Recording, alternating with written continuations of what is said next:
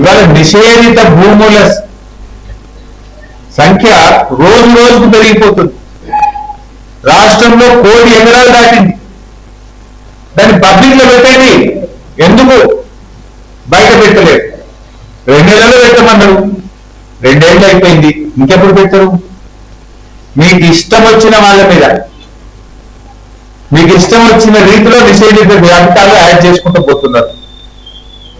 నిషేధిత భూముల వివరాలు తక్షణమే వెబ్సైట్ లో ప్రజలకు అందుబాటులో పెట్టాలి. హైకోర్టు కూడా మీకు మొట్టికాయలేసింది.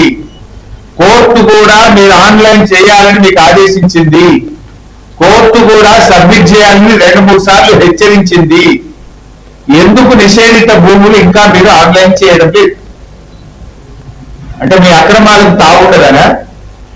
మీ ఇష్టారీతిని వ్యవహారం చేయడానికి అవకాశం ఉండదనా? ఎందుకు నిషేధిత భూములు పబ్లిక్ బహిరంగపరుస్తలేరు?